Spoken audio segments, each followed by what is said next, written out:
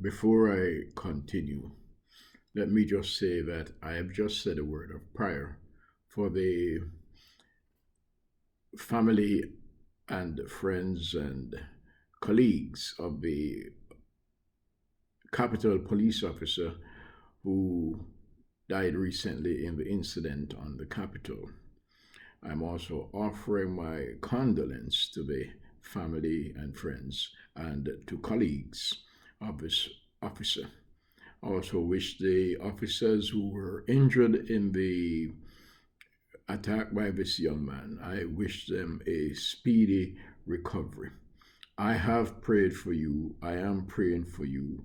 And I know the God of heaven will help you and your family to deal with the matter.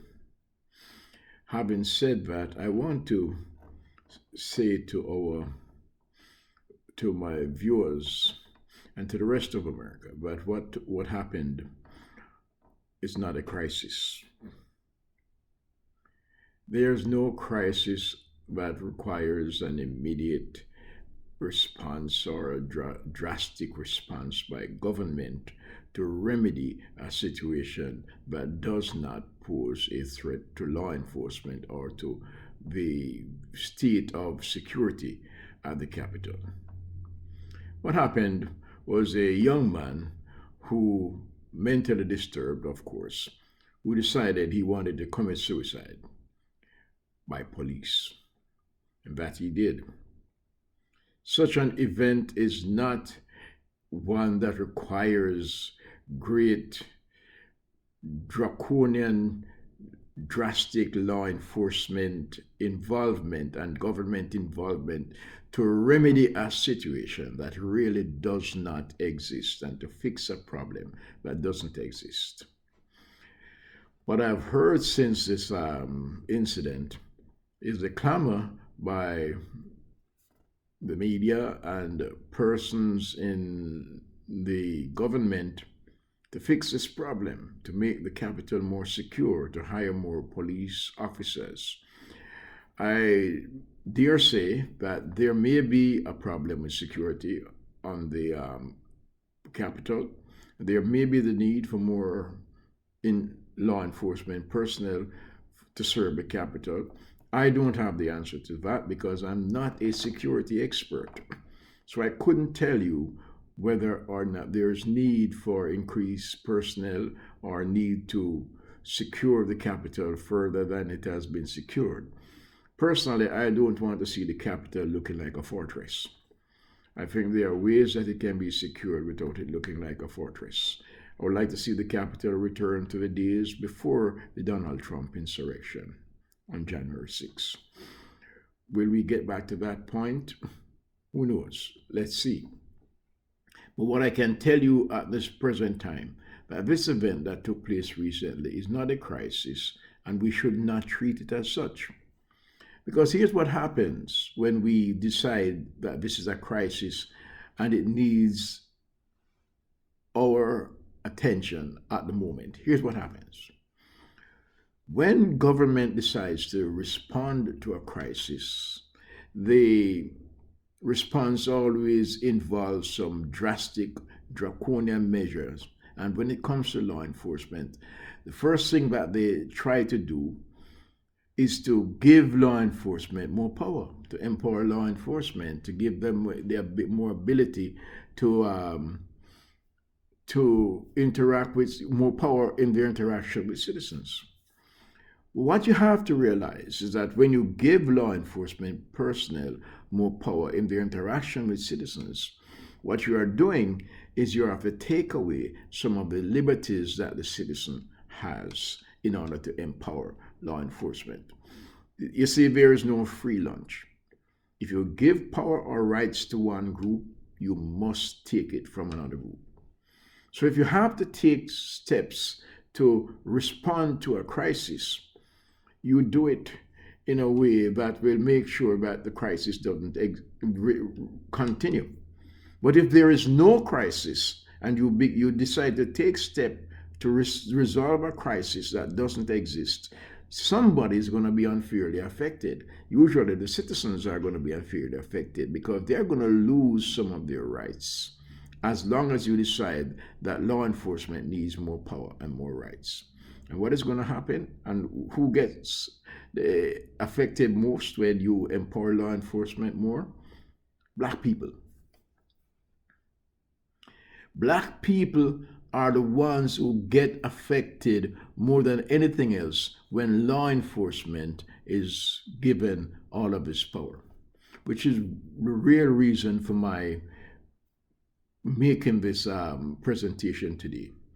I want to address a crisis that does exist in the country, and how intrinsic, I want you to remember this term, intrinsic racist culture has engendered a systemic racist philosophy and has found its way into the law enforcement ranks and has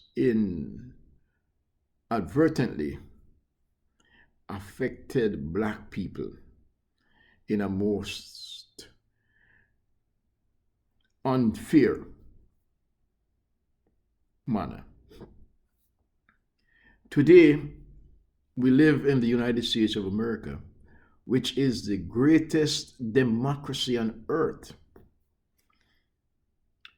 But when you examine the culture in law enforcement, America is basically a police state in which the police, law enforcement personnel are given the right to legally, and I want you to understand what I'm saying, law enforcement personnel are given the right to legally kill a citizen of the United States of America.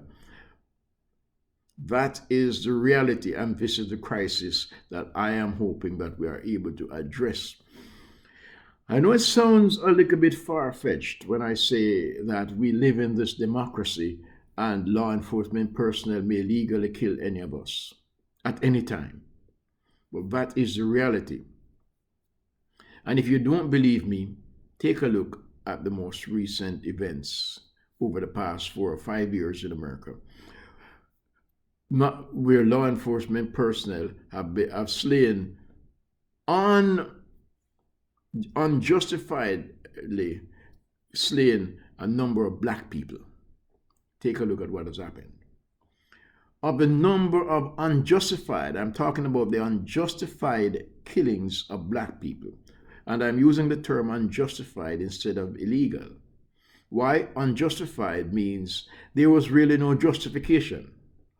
And the investigators, having investigated and looked into the matter after the event of those shootings, they have also determined that the shootings were unjustified.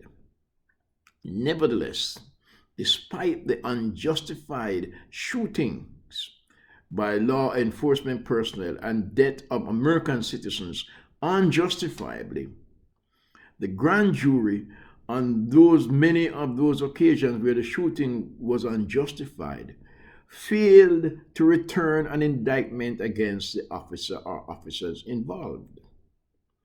The reason for the grand jury for not returning an indictment, they say that the law enforcement personnel followed the law. I mean, it is the most ridiculous thing that you could ever imagine. Imagine that the law said that the investigators who investigated the matter said the shooting was unjustified. The person who died was not a threat to law enforcement or any law enforcement personnel, was not doing anything wrong at the time. But but his death or her death is not held as a homicide, not a felony, not a crime, because the person who committed the act followed the law. What are you saying to me? I'm saying The law exists that allows law enforcement personnel to legally kill American citizens, even unjustifiably. Strange. That is the real crisis in America today. There is a law on the books in America today. In all the states, all 50 states have the same procedure and legal guidelines that says a law enforcement personnel may use deadly force against a citizen if he or she feels threatened. If he or she feels that his or her life is threatened, he or she may use deadly force. And often, when that deadly force is used and the dust clears and the investigation is completed, it turns out that the law enforcement personnel was unjustified in using deadly force. That the citizen who died was not a threat to the law enforcement personnel, but deadly force was legal. That is a legal killing of a citizen of the United States of America. How do they justify it? Simply, the law enforcement personnel can say that he feared for his life. He doesn't have to have any concrete, and I want to listen to this term because I'm going to bring it back later on. Concrete evidence that the person that he has accosted is posing a danger to his life or to the life of someone else. He doesn't have to have any concrete evidence for that. All he has to have is an irrational, unjustified fear. And he can take a gun and snuff your life out. And that is legal in the United States of America. But here's another irony. The irony of this law is that in these same United States of America, law enforcement personnel is not allowed to stop me if I'm on the street walking, ask me any question about my whereabouts, unless I give them probable cause. In other words, I can walk anywhere I want, do anything I want to do, and law enforcement personnel may not accost me or ask me any question or frisk me or stop me for any reason at all, unless I give them probable cause to do so. Similarly, I could drive my car anywhere as long as I obey the law and follow the law. Law enforcement personnel don't have the right to pull me over. They must have, again, here's a word I want you to use. They must have probable cause. So we live in an environment where probable cause is needed to stop you and ask you about traffic or any other contact with law enforcement personnel. But fear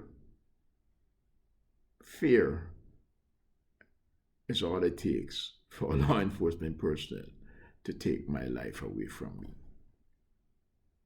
It means that I do not have the right to life in this country.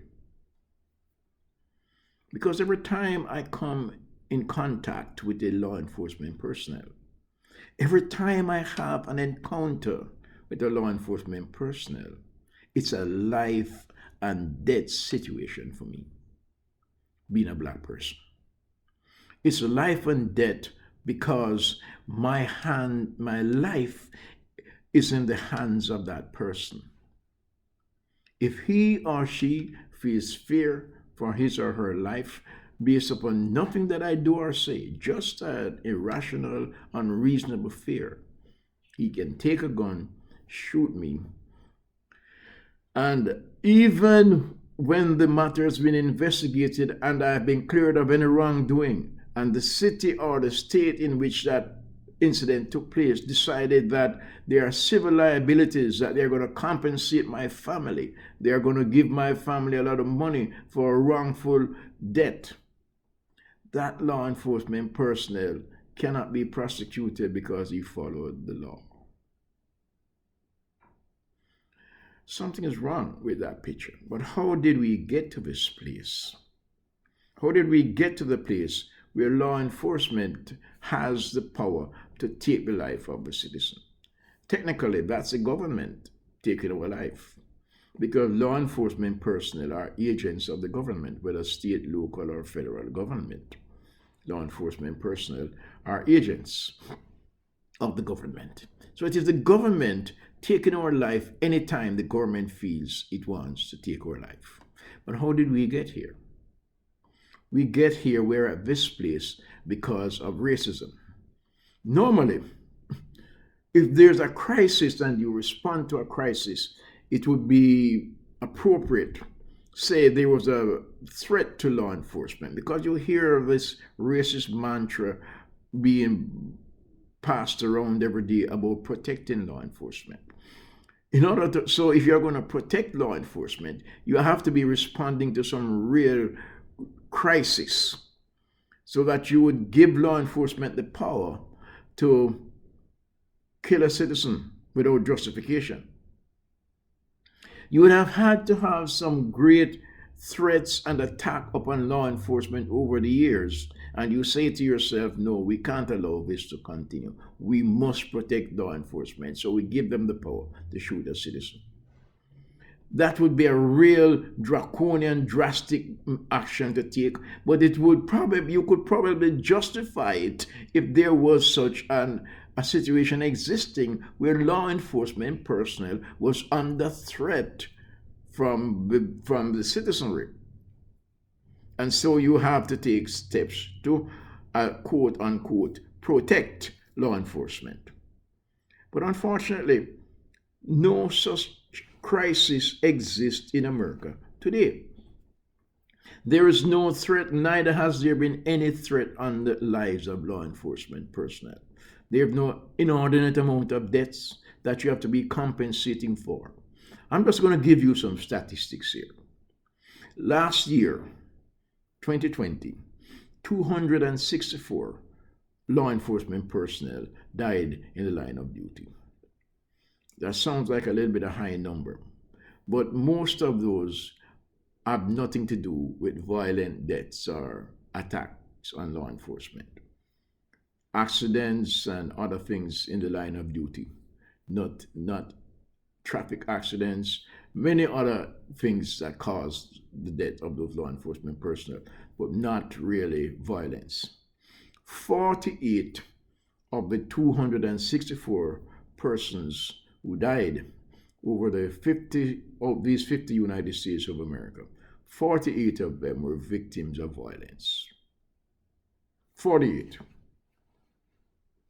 48 of those law enforcement personnel, were victims of violence. Of the 48, I can't go and break down all the numbers right now. I'm going to give you a link to the statistics so you can see it for yourself. But I just want to say 30 of those were in situations where they could, if they shot first, they could probably have saved their lives. However, their lives were not saved, even though they had the power to shoot first. Even though the law says they can shoot and kill a citizen at will. The law did not save their lives. In other words, first of all, to say there was no need for such a draconian law because there's no existential threat to law enforcement. Point 6, less than one law enforcement per state died last year due to violence. 0.6. So they have no great crisis. So if you give that kind of a power to law enforcement, you must be responding to some kind of a crisis. 6 of 30 people died. Not one should have died. But this is a profession that comes with risk. Everybody knows it. When a government declares war and decides to send its young men to fight war, you calculate the risk and you say, how many people are we expected to lose? And then you go in and you give the public a high number, saying that in this war we should lose so many lives. And then you go in and try to not lose as many as the projected, so you can say justifiably, yes, we did. The projection was we would lose 1,000 lives, but we only lose 200, so it was a good outcome for us. There is a risk with law enforcement, pretty much as there's a risk in the military. So when 0.6, less than one law enforcement personnel died by violence, which is part of the job, unfortunately, it's not a crisis that you would need to take away the right to life of a civilian and give it to law enforcement and say to law enforcement personnel, you may kill a civilian if you feel threat. They have no existential threat. And again, to the morons in the Congress who keep repeating this racist mantra about protecting law enforcement personnel, the statistics are clear. Their law enforcement is not in any real grave danger that you need to take away the liberties of the citizen to protect law enforcement. As a matter of fact, law enforcement is being paid to serve and protect the citizen. Can you imagine I call a bodyguard to serve, to protect my daughter? And I say to the bodyguard when you're protecting my daughter, however, if there's a risk to you and you feel threatened, I want you to know you should not put your life at risk to protect my daughter. What you should do is hide behind her and put her in front to take the bullet.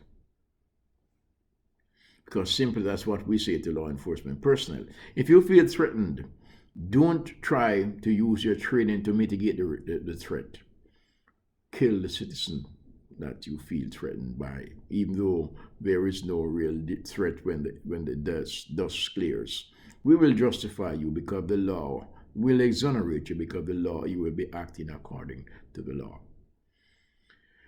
Under this kind of a regime, what we have is a police state.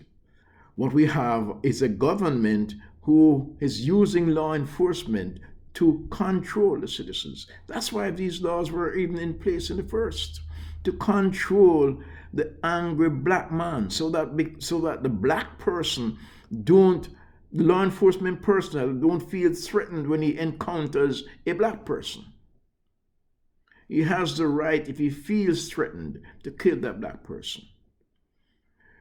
So it is an anti-black racist law by a racist police regime, not a democracy.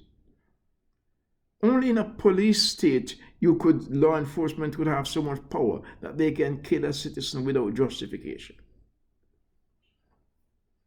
So it's a racist police regime that is used to control black people and to eliminate any threat, eliminate any perceived threat to white law enforcement. Can you imagine if this country was an all-white country, where all the citizens of this country were white? Do you believe that there will be such a law which gives the law enforcement personnel the right to execute a citizen without justification? No. So it is a law that is in place to control black people. It's a racist law based upon the intrinsic racist values of Americans that we have seen so clearly in the past 4 years. I am making this video. I'm making this to bring to make the rest of us aware, to bring to our awareness and our consciousness of the iniquity of this law. It is unjust and it is unconstitutional. Because the Constitution of these United States of America guarantee, or rather guarantees, the right to life. But every time I have an encounter with a law enforcement personnel, I don't have the right to life. Based upon the laws, the law enforcement personnel has the right to kill me for any frivolous reason.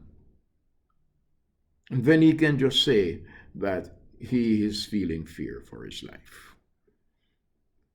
I'm calling upon the members of Congress. I'm calling upon the President of the United States, Mr. Executive Order.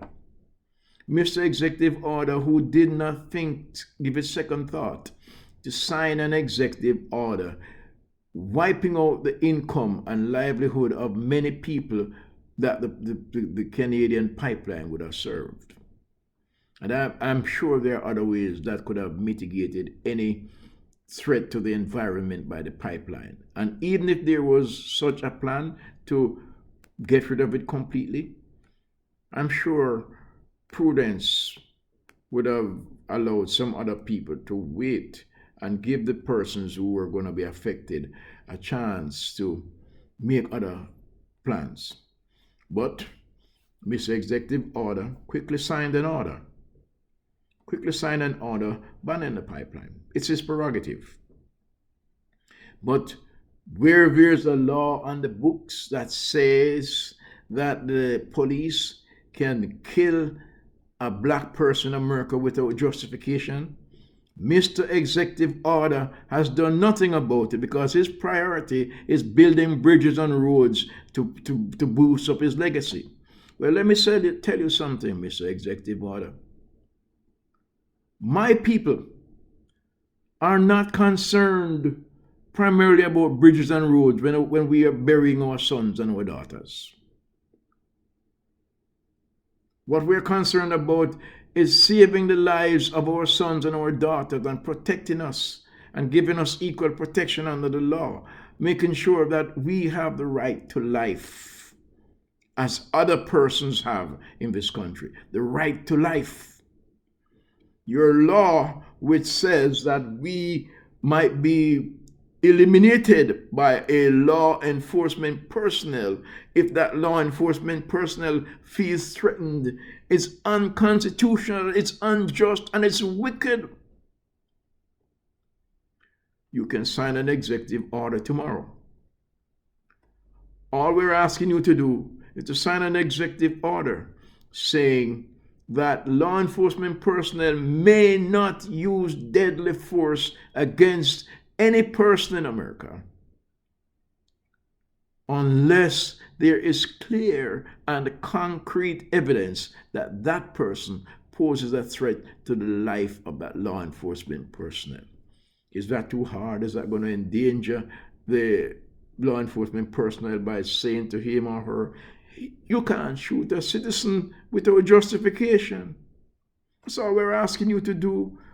We're not asking you to put law enforcement at any great risk. We're asking you to protect the citizen. I'm calling upon you, Mr. President. I'm calling upon the Congress of the United States of America.